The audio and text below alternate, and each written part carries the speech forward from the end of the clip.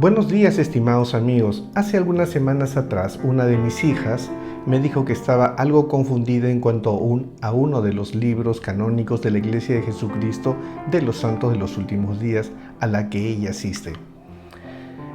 Me refiero al libro de Abraham. Su duda era con respecto a las figuras con características egipcias que aparecen en el libro. Estas figuras son llamadas facsímiles y son 3. Su duda es que estos facsímiles son parte de un manuscrito egipcio antiguo y que fueron interpretados por José Smith, el fundador de la Iglesia de Jesucristo de los Santos de los Últimos Días. Esta interpretación fue publicada, como la conocemos hoy, en 1842. En aquella época casi nadie podía interpretar la escritura egipcia antigua y menos ideogramas egipcios antiguos.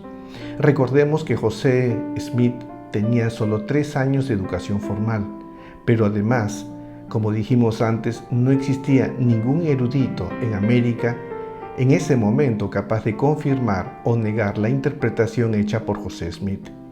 La posibilidad de interpretar escritura egipcia antigua ha venido mucho tiempo después. Como sabemos, a partir del descubrimiento e interpretación de la piedra Rosetta, que se haría alrededor de 1822 por el francés Champollion. A partir de ahí, y gracias a estudios posteriores que se dieron como producto de nuevos hallazgos, fue posible entender e interpretar definitivamente escritos egipcios antiguos. En lo personal, me resulta muy interesante que un joven campesino y religioso como José Smith pudiera decir que podría interpretar tal escritura. En la actualidad tenemos la capacidad para interpretar registros egipcios antiguos y comparar los conocimientos actuales con la interpretación hecha por José Smith, y así comprobar si es un fraude o si su interpretación revelada fue correcta. En este video analizaremos el primer facsímil de los 3, que actualmente se incluye en el libro de Abraham, y veremos a qué conclusión llegamos. Entonces, pasemos a analizar el primer facsímil.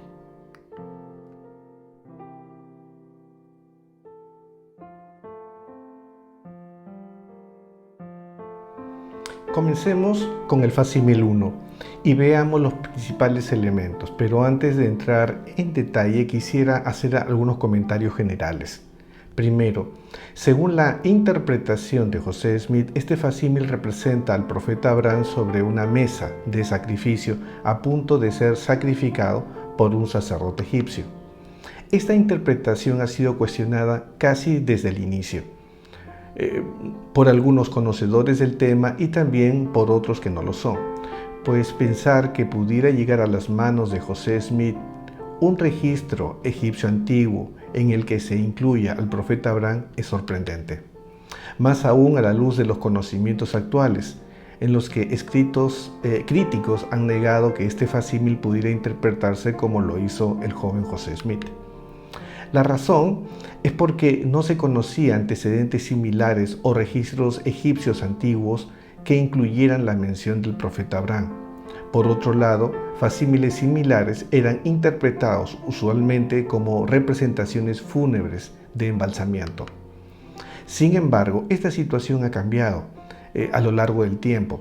Un ejemplo es la escena del sofá de león en el papiro de Leiden del siglo III, encontrada en un templo egipcio, en el que se observa el nombre de Abraham escrito en griego al pie de la figura. Entonces podemos concluir que el facsímil de José Smith no es único. Después de todo, existen otros registros similares en el que también se incluye al profeta Abraham. Segundo, cuando escucho a los críticos de José Smith afirmar que la interpretación del facsímil está totalmente errada y que por lo tanto José Smith es un fraude, entonces me hago la siguiente pregunta. ¿Cuál es la interpretación correcta de estos registros antiguos? ¿Qué dicen los expertos? Y entonces, cuando investigo un poco el tema, descubro que tampoco hay un consenso en estos supuestos expertos. Veamos. En 1860, el egiptólogo francés Théodule de Beria interpretó el facsímil 1 como una representación de la resurrección del dios Osiris. En 1912, el doctor James H. Bredsted de Chicago haría la misma interpretación. En 1903, el doctor Wallis Budge del Museo Británico dijo que este facsímil representaba a Anubis custodiando una momia embalsamada. En 1912, Franklin S. Spalding, el obispo episcopal de Utah, envió copias de los facsímiles del libro de Abraham a 8 prominentes egiptólogos de la época, junto con las explicaciones ofrecidas por José Smith. Unos dijeron que el facsímil era la escena de Anubis preparando el cuerpo de un hombre muerto. Otros que el facsímil era una escena de resurrección que muestra a Osiris resucitando de entre los muertos. Otro dijo que era la representación de un embalsamador preparando un cuerpo para el entierro. Otro dijo que la escena era el cuerpo de un muerto tendido en un féretro funerario. Y finalmente otro egiptólogo dijo que la figura era la de un hombre muerto acostado sobre un féretro y siendo preparado para la momificación. Todas estas interpretaciones fueron publicadas en la revista Era entre los años 1912 a 1918. Ahora, hagamos un breve resumen.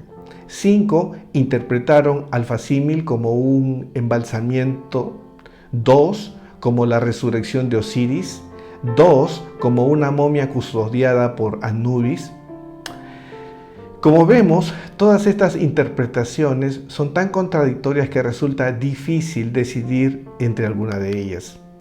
Y no estamos hablando de cualquier egiptólogo, pues tenemos al doctor Flinders Petrie de Oxford, el doctor F. von Bissis de Múnich, el doctor Edward Meyer de Berlín y el doctor Henry Woodward de Londres. Todos ellos tuvieron contradicciones entre sus propias interpretaciones. Así que, como verá, es difícil saber con qué interpretación debemos contrastar la hecha por José Smith. Así que simplemente usaremos la más usada por los críticos. Cabe señalar que desde 1842 a la fecha han pasado casi 180 años. Y en todo ese tiempo la Iglesia no ha pretendido cambiar ni corregir la interpretación hecha por José Smith. Es tal cual. Mientras que los supuestos egiptólogos no se ponen de acuerdo. En lo que sí están de acuerdo es que la interpretación de José Smith debe de ser falsa. Y la de ellos son acertadas aunque no tengan unanimidad. La verdad es que resulta ridícula esa conclusión. Tercero, los críticos por muchos años han sostenido la idea de que documentos antiguos religiosos sobre la vida de Abraham fuera de la Biblia son absolutamente inexistentes.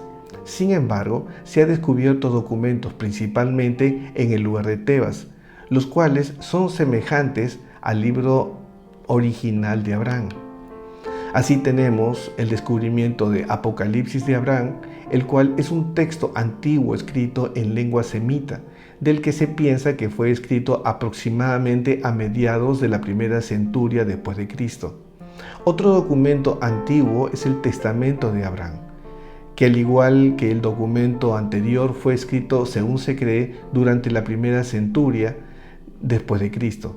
Ambos textos son trabajos judíos, pero de origen egipcio. Y para los judíos etíopes son reconocidos como libros canónicos.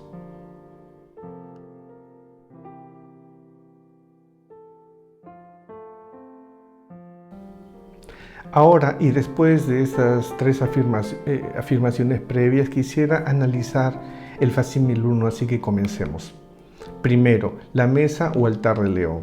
Para comenzar, se dice mesa o altar de león por la figura de un león en la cabecera del altar. La controversia a este elemento es que José Smith dijo que esta mesa no era solo una mesa para embalsamar, sino también una mesa de sacrificio. Los críticos afirman que la mesa se usaba solamente para embalsamar. Sin embargo, estudios más recientes demuestran que la mesa también se usaba en ocasiones para sacrificios humanos, tales como los que se hacían en el Festival Set. Segundo, el sacerdote egipcio. En el facsímil se observa al margen izquierdo a un hombre de pie sosteniendo un cuchillo. José Smith lo interpretó como un sacerdote egipcio listo para sacrificar a Abraham. Los críticos sostienen que esto es un error de José Smith, pues este hombre de pie debería tener la cabeza de un chacal y ser llamado el dios Anubis, como así lo demuestran figuras semejantes. En cierto modo, los críticos podrían tener algo de razón, porque el hombre de pie en la figura debería tener una cabeza de chacal, pues representa al dios Anubis. Sin embargo, y en la práctica, tanto en los sacrificios como en los embalsamientos no eran ejecutados por el dios Anubis, sino por un disfrazado con un casco o una máscara para representar al dios Anubis. De modo que si usted lo interpreta como un sacerdote o como un sacerdote con el disfraz del dios Anubis es irrelevante, porque el dios Anubis es un dios de la mitología egipcia, en realidad no existe. Por lo tanto, la interpretación de José Smith, a mi modesto modo de ver, es correcta o por lo menos tiene más sentido. Ese personaje es un sacerdote egipcio. Tercero, en el facsímil 1 se observa a un hombre acostado sobre el altar. José Smith lo interpretó como Abraham a punto de ser sacrificado. Los críticos dicen que no es Abraham, ni ningún hombre a punto de ser sacrificado, porque estas figuras representan el embalsamiento de un muerto. Ahora, si usted observa detenidamente la imagen, notará que quien está sobre la mesa del altar tiene los brazos alzados y las piernas en movimiento. Si fuera un muerto a punto de ser embalsamado, no tendría esa postura. Así que la figura nos muestra más un hombre a punto de ser sacrificado que un hombre muerto para ser embalsamado. Por lo tanto, la interpretación de José Smith parece correcta, pero además los críticos objetan que pudiera ser Abraham, porque al costado de la figura aparece una inscripción con el nombre de quien sería supuestamente el sacrificado o el embalsamado, y este es Or. Frente a esta objeción, ¿qué podríamos decir? La respuesta es simple. El nombre de Or fue el nombre de un faraón egipcio de la 13ª dinastía, pero además el dios Horus también es conocido como Or. En cualquier caso, no dice Abraham. Pero para entender bien la interpretación debemos conocer un poco la religión de los antiguos egipcios. El facsímil 1 es una representación usual de un episodio del festival Set, en el que el rey era ejecutado ritualmente y luego resucitado. Una parte importante del festival Set era la elección de un sustituto para morir por el rey, para que el rey no tuviera obviamente que pasar por el doloroso proceso de morir y luego lograr la resurrección. Es por eso que no aparece el nombre de Abraham, porque no era importante el nombre del sustituto, pues podría ser incluso el nombre de un esclavo. No tendría sentido para los antiguos egipcios llevar el registro de los sacrificados, pues no eran importantes para ellos. Por eso no dice el nombre de Abraham, sino Or.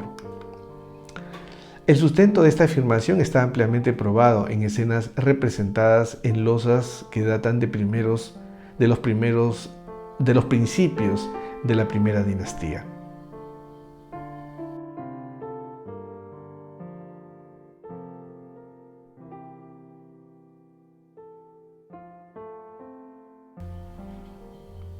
Cuarto, si observa debajo del altar del sacrificio en el facsímil 1, observará 4 jarros con diversas cabezas. A estos jarros se les llama jarros canopos. Cada jarro tiene una cabeza distinta. La figura con el número 5 tiene la cabeza de halcón y José Smith lo llamó el Kena. La figura con el número 6 tiene la cabeza de chacal y José Smith la llamó Liná. La figura con el número 7 tiene la cabeza de babuino y José Smith lo llamó Mamacrá. Y finalmente la figura con el número 8 tiene la cabeza humana y José Smith la llamó Corash.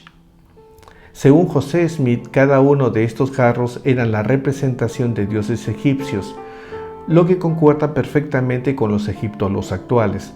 La controversia con los jarros canopos son los nombres dados por José Smith y que no corresponden a los nombres con los que se les conoce en la actualidad según los egiptólogos. Aunque esto podría parecer un problema, en realidad no lo es, pues lo más común en los dioses de la antigüedad es la variedad de nombres que posee. Por lo general, los nombres son simbólicos de alguna de las características que ese dios posee en particular. Por ejemplo, Moloch era también Melech, Molech, Malcán, en diferentes versículos de la Biblia, incluso según la versión que se use. Es así que, por ejemplo, en 1 Reyes 11:5 usa el nombre de Milcón, según Reina Valera de 1960. Pero según la versión bíblica Nueva Traducción Viviente, ese mismo versículo usa el nombre de Moloch. Sin embargo, y a pesar de todo lo dicho, los nombres asignados por José Smith no fueron nombres al azar o sacados de su imaginación. Como dijimos antes, los vasos canopos no solo representan a dioses, sino también a los 4 puntos cardinales, tomando como centro el Antiguo Egipto. Para una mejor comprensión de este punto, analicemos jarro por jarro.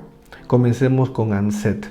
Según los egiptólogos actuales, el vaso o jarra con cabeza humana es llamado Anset y tenía el hígado del difunto. Su punto cardinal era el sur. Este jarro fue llamado por José Smith Corash. Si tomamos en cuenta que al sur del antiguo Egipto está Etiopía, conocida en aquella época como Cus y cuya escritura era en la antigüedad KRSH, debido a que la escritura egipcia no se usaban vocales, José Smith la nombró como Corash simplemente agregando las vocales a fin de hacer más simple su pronunciación. Segundo, el jarro con cabeza de halcón. Según los egiptólogos actuales, este jarro corresponde al dios Quebesennu, uno de los hijos de Horus. Este jarro contenía los intestinos del difunto y su punto cardinal era el este. José Smith lo llamó el Kena, muy semejante al nombre de Canaán, que en el hebreo es Kená, la cual está al este del antiguo Egipto. El jarro con cabeza de babuino. Según los egiptólogos actuales, este vaso o jarra corresponde al dios Hapi, uno de los hijos de Horus. Este jarro contenía los pulmones del difunto y su punto cardinal era el norte. José Smith lo llamó Mamacra. En este punto, una de las cosas que debemos tomar en cuenta es de que debemos tomar más énfasis en el sonido que en la escritura. Tanto José Smith y quienes lo ayudaron no siempre tenían las capacidades profesionales que existen ahora, por lo que no podríamos pedir la precisión en la escritura. Según textos antiguos, existe un lugar en el norte, en la tierra de Harán, llamado Makiraki, nombre que fue escrito en escritura cueiforme. La KI habría sido sustituida por la H en el sistema de traducción de José Smith. Este lugar estaría entre lo que hoy se conoce como Turquía y Siria, al norte de la tierra del antiguo Egipto. La jarra o vaso con cabeza de chacal, según los egiptólogos actuales, este vaso o jarra corresponde al dios Duamutep, uno de los hijos de Horus, y en el que se guardaba el estómago del difunto. El punto cardinal que le corresponde a este jarro es el oeste. José Smith lo llamó Liná, un nombre bíblico que significa en hebreo blanco o blancura, y que es una clara alusión a las extensas llanuras desérticas del Sahara, que se ubican al oeste del antiguo Egipto. Finalmente, en el facímil 1 aparece un ave en la parte superior derecha de la figura. José Smith la interpretó como el ángel del Señor y que vendría como respuesta a las súplicas de Abraham a Dios por su vida. Los egiptólogos dicen que no es el ángel del Señor, sino que dicha ave vendría a ser el dios Horus o Or. Horus en griego y Or en la lengua egipcia. ¿Qué podemos decir? Es simple. Horus es el dios del cielo en la mitología egipcia, como lo es el Espíritu Santo en el cristianismo. Según la mitología egipcia, Horus es lo contrario del dios Set, quien es el dios de las tinieblas. Según la antigua religión egipcia, existe una lucha entre ambos dioses, Horus y Set, uno del cielo y otro de las tinieblas. José Smith tomó un equivalente en la religión egipcia para ilustrar el símil en el cristianismo. Tomando en cuenta que la figura original fue hecha en una época en la que no existía el cristianismo, la figura de Horus sería la ilustración más cercana en esta época a lo que conocemos hoy en día para decir el Espíritu del Señor, el Espíritu Santo o el ángel del Señor. Y en este punto del video quisiera hacer una reflexión final. José Smith no era egiptólogo, ni un lingüista histórico, ni un arqueólogo, y menos un epígrafo. Él era un campesino y además un hombre de fe. Quizás podríamos decir también que era un hombre religioso del siglo XIX. Por lo tanto, su interpretación de estos manuscritos no podría estar ajeno a esa condición por más inspirado que estuviera. Exigir que su interpretación cumpla el rigor de un erudito en egiptología actual me parece ridículo. Más aún cuando los estándares de toda ciencia van avanzando según se va haciendo nuevos hallazgos y descubrimientos. Si José Smith hubiera sido médico, quizás la interpretación del facsímil tendría un sesgo médico. Si José Smith hubiera sido ingeniero, mecánico o abogado, su interpretación tendría un sesgo acorde a cualquiera de esas disciplinas. Sin embargo, y a pesar de ser un hombre sencillo, su interpretación fue tremendamente útil y coherente para quienes lo seguían y para quienes lo siguen aún. Y es tan inspirada que, como hemos visto, desafía los estándares actuales. ¿Tiene un sesgo cristiano? Evidentemente. Él lo era, pero ¿por qué no usa la terminología actual? Evidentemente porque no es un hombre actual y porque su terminología es acorde con él. Es como pretender juzgar a un médico del siglo XIX con los estándares del siglo XXI. Es así de torpe. A José Smith, primero, hay que juzgarlo con los estándares de su tiempo y su entorno. Y segundo, ver qué tan útil es en nuestro presente. Para mí lo es, tomando en cuenta que ninguna de las interpretaciones hechas por los eruditos actuales me edifica tanto como lo ha hecha por él. Por el contrario, son tan confusas como hemos visto que ni siquiera existe consenso entre ellos. Y además, no sé qué utilidad podrían tener más allá de la histórica. De modo que, más allá de si usted es un crítico o no, si desea llegar a la verdad, lo mejor es un estudio sereno y objetivo en cualquier tema, como lo es en este. Que el Señor lo bendiga.